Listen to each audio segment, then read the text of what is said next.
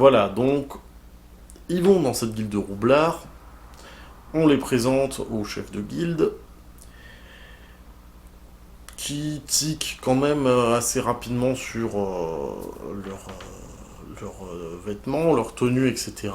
Notamment sur le demi-orc barbare avec sa hache de guerre à deux mains dans le dos, etc. Qui lui fait la remarque, et sans déconner, en tant que maître de jeu, je laisse jouer le hasard pour beaucoup de choses. Je fais souvent des jets de caractéristiques pour vérifier si des actions passent ou pas, pour que ça ne dépende pas que de moi et du joueur, etc. Mais là, la réponse du semi-orc quand le maître de guilde lui a fait remarquer ça, juste pour moi c'était une réussite automatique. Donc le maître de guilde qui lui dit mais comment est-ce que c'est possible, etc. Un demi-orc qui serait roublard avec une hache de guerre, ça n'a aucun sens. Et le barbare de lui répondre bah du coup personne me suspecte d'être roublard. C'était une réussite automatique quoi. On est dans une ville où il y a une guilde de voleurs et il dit bah on me prendra pas pour un voleur parce que j'ai une hache de guerre.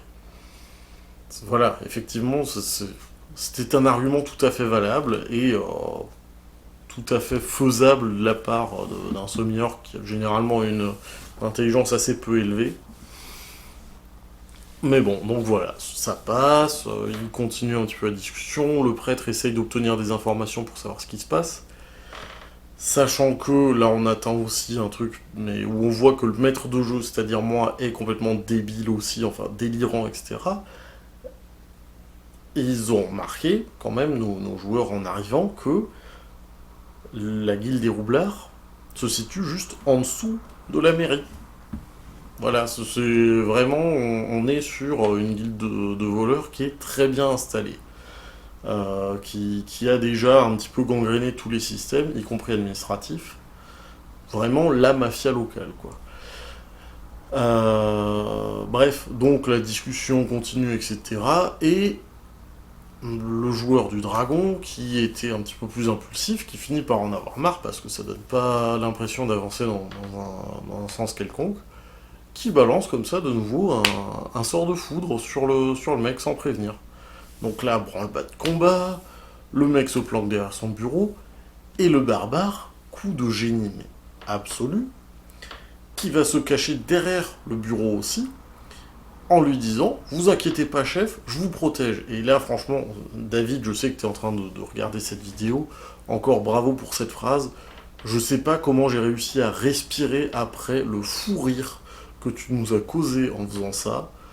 Bref, le chef de guilde qui essaye de se défendre quand même un petit peu, je sais plus exactement comment ça s'est passé, qui essaye de répondre, mais le barbare qui n'arrive pas à manœuvrer avec une hache de guerre à deux mains en étant assis derrière un bureau, c'est tout à fait logique, qui finit par... Si c'était ça, il réussit à lui mettre un coup de hache, mais qui fait quelque chose comme 4 ou 5 points de dommage, et ayant planté sa hache dans le bureau, pour ne pas trop se faire maraver par le maître de guilde en face, lui lâche un gros coup de botte.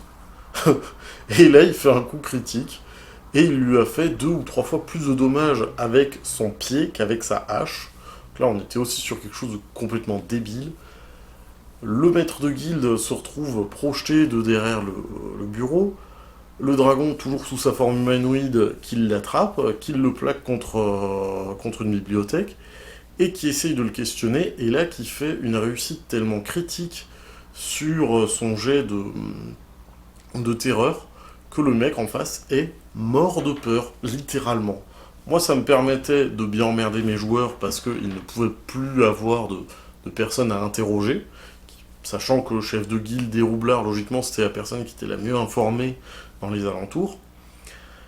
Et c'était sans compter le prêtre qui avait, comme je l'ai dit, quelques sortilèges reliés à la mort, notamment euh, un sort qui lui permettait de ramener l'âme des défunts, donc il comptait le questionner, Il a mis sa zone de vérité. Ce qu'il ne savait pas, ce que moi j'ai vérifié dans le manuel pendant ce temps-là, c'est que sa zone de vérité n'était applicable que sur les êtres vivants. C'est encore un poil plus compliqué que ça, mais en gros, moi j'ai fait semblant que, bon, voilà, le maître de guilde, de toute façon, il était déçu, il était mort. C'est donc il n'avait pas forcément de raison de leur mentir, mais il leur a pas non plus donné les informations directement. Notamment, il leur a pas donné son vrai nom ou quoi que ce soit. Et là, on voit aussi le manque des fois de, de, de déclic de la part de certains de mes joueurs, c'est qu'ils commencent à inspecter un petit peu les courriers. Le dragon décide de prendre la forme du chef de guilde pour pouvoir passer inaperçu, enfin que la guilde qui était encore au sein de la guilde, quoi, que tous les voleurs ne se rendent pas compte de l'assassinat et ne les mettent pas à mort. Enfin, ne provoquent pas un combat juste monumental où ils auraient été à 3 contre 50, quoi. Il décide de prendre son apparence, les autres fouillent un petit peu le bureau et trouvent de nombreux courriers adressés au conseiller Elinor. Il percute pas du tout. Il décide de passer à la banque. Je sais honnêtement même plus ce que faisaient mes autres joueurs à ce moment-là. Bref, il passe à la banque. Je crois d'ailleurs que le prêtre n'était plus avec eux à ce moment-là. Après avoir un petit peu looté ce qu'il y avait, notamment le katana, parce que ça restait une arme rare. Ils vont à la banque pour essayer de poser quelques questions. Il devait y avoir des trucs par rapport à la banque, comme un indice qu'ils ont poussé vers là-bas, je ne sais plus ce que c'était. Mais ils posent quelques questions, et là en fait, les guichetiers quand même, j'ai fait en sorte qu'ils appellent le dragon par son nom, enfin celui de son apparence, donc ils l'appellent le conseiller Elinor. Enfin ça déclic, de pourquoi, etc. Et ils décident de faire un retrait d'à peu près tout. Et là encore, ils étaient complètement débiles là-dessus, c'est-à-dire l'accès à la banque, pour que ce soit plus sécurisé, les retraits ne se faisaient pas directement au guichet, mais par une pièce où il fallait sortir du bâtiment et y aller. Donc ils décident d'aller très très vite de l'autre côté.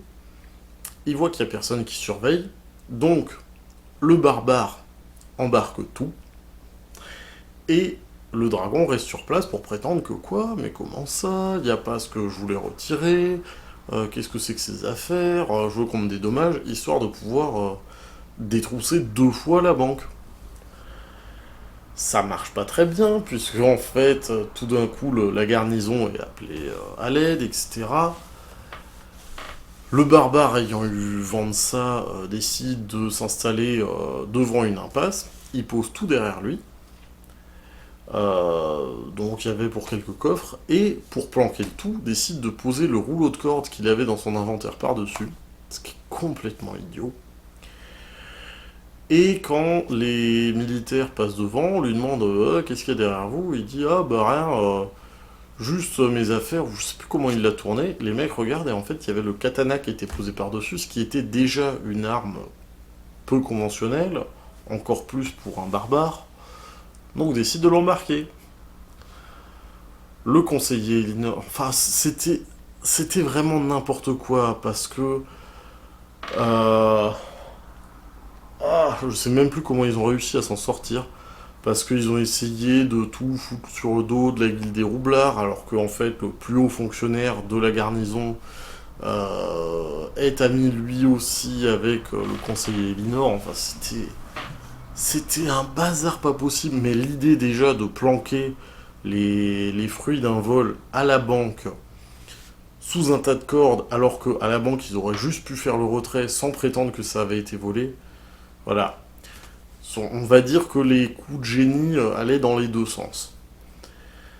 Et voilà, en fait, ça a été vraiment n'importe quoi, mais de bout en bout, cette campagne. Je sais que le personnage qu'avait Fabien, donc le prêtre, qui était un petit peu lié à la mort au début, je l'avais utilisé par la suite comme PMJ. Je sais plus s'il avait été dispo pour faire un petit peu m'aider au niveau du scénario, enfin de juste présenter, d'être là en guest pour pouvoir pour pouvoir participer un petit peu au scénario, ou si je l'avais joué moi, mais il m'avait servi dans une autre campagne comme prêtre du voyage pour pouvoir déplacer un petit peu l'équipe, parce que j'avais des grandes distances entre les différentes parties des missions. Mais voilà, on a eu le coup du dragon de bronze, encore une fois, qui s'avère être avoir peur de l'eau, mais au point de ne pas oser en boire non plus. C'était, ça posait quelques contraintes, mais qui généralement étaient très très marrantes. Notamment quand il arrive à la taverne, bah, il va pas boire de la bière, ça a été brassé avec de l'eau. Donc, qu'est-ce qu'il peut boire? Soit de l'huile, soit du beurre fondu. C'était, voilà. C'était un petit peu le niveau de stupidité qu'avait pu fournir, mais volontairement, Sylvain dans mes campagnes, et j'en étais assez content, vraiment. C'était assez fun qu'il ait pu rester s'intégrer un peu plus profondément à cette prolongation de campagne. J'en étais vraiment ravi. Pareil, son personnage a servi pour la suite, que ce soit dans les campagnes où moi j'étais maître de jeu, mais je vous le raconterai une fois prochaine, ou même dans les campagnes où j'ai été joueur, où on a eu l'occasion finalement d'avoir des rapports avec son œuf et de comprendre d'où venait sa phobie pour l'eau. Mais vraiment, c'est ce genre d'élément débile du lore, mais qu'on va euh, vraiment exploiter, utiliser, qui va être installé profondément dans l'histoire, qui va montrer aussi l'investissement de certains joueurs plus expérimentés. C'est vrai que quand on débute, on n'ose pas forcément, etc.